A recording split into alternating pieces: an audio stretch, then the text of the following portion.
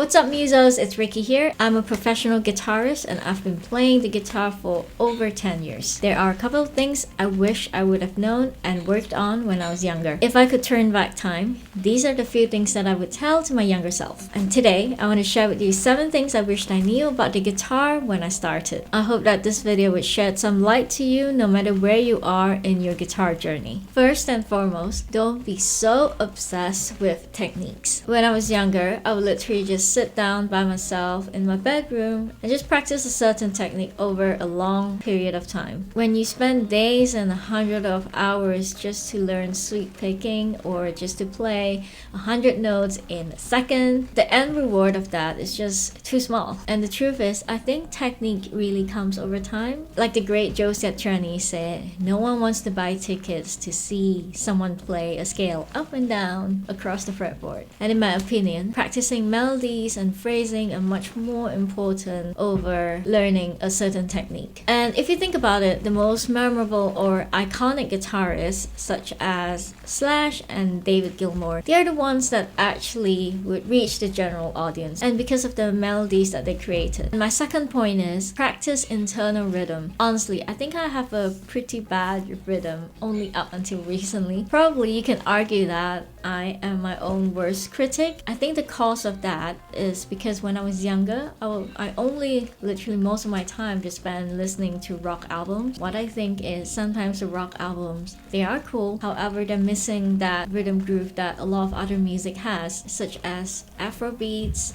hip hop, or like world music, like those kind of groovy music. I guess that's something rock is missing in my opinion. However, you can argue it differently.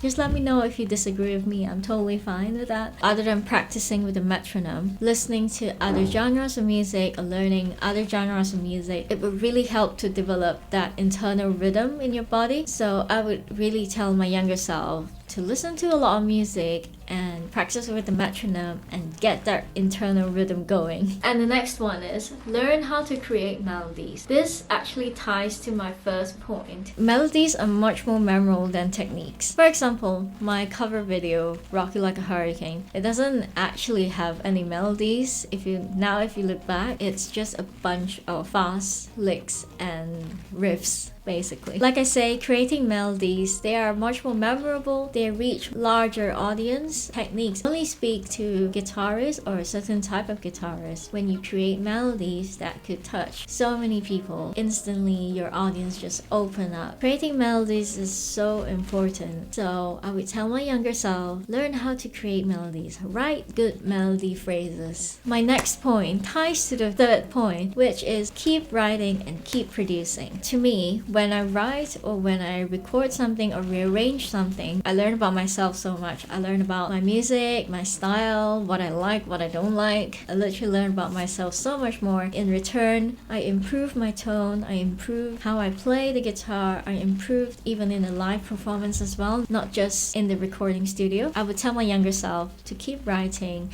and keep producing because that is such a hard skill that requires so many hours. And when you grow up, when you have a lot of responsibilities, you need to earn money, that's when you don't really have that much time anymore.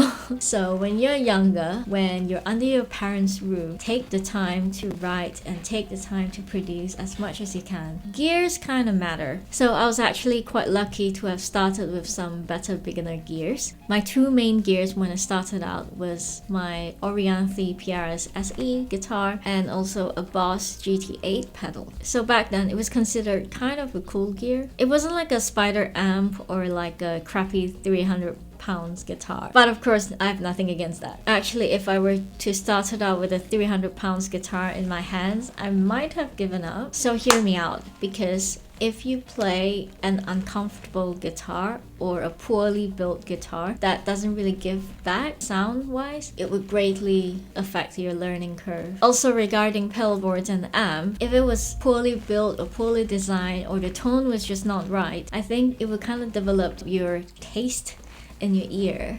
Like, oh, that sounds good. Like, truthfully, it doesn't really sound good. Oh, you know, when you listen to something for a long period of time, the human brain and your ear kind of accepts the way it is. So I think having a good gear is so important, especially if you want to develop that level of quality sound that you're after. So let me know in the comments below, what were your first gears, or you think if I'm wrong. And this next point is a hot topic among musicians. Should I learn music theory or not? Personally, I have a grade 5 theory cert with ABRSM because back then it was a requirement to get it to graduate. Anyway, honestly, I think that if you have a good ear, you really don't need theory. I've met so many great producers and songwriters that have zero clue about theory and they just write great songs, and I felt that music theory kind of puts you in a box. They tell you what's allowed and what's not allowed. However, it's music, so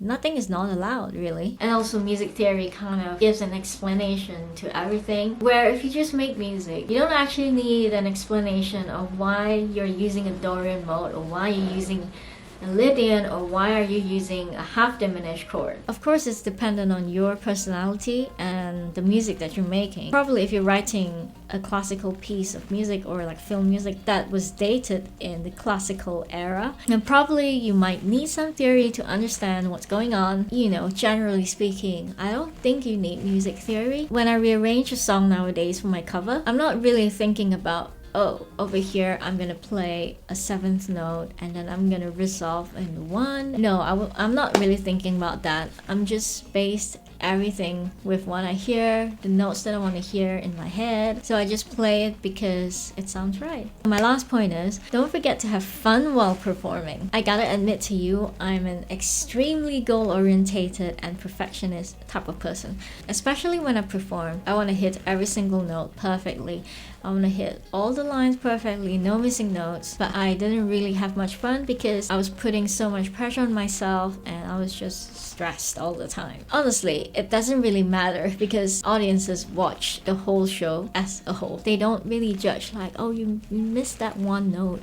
They really judge the whole show. No one would know you played a wrong note. And also, there are really no wrong notes if you resolve them properly. Miles Davis said, "It's not the note you play that's the wrong note. It's the note that you play it right after makes it right or wrong." If you are a seasoned guitarist, let me know in the comments what kind of advice you would want to give to your younger self. Or if you just started your guitar journey, let me know that one thing that you want to work on this week. Have a great day everyone, and see you all next time.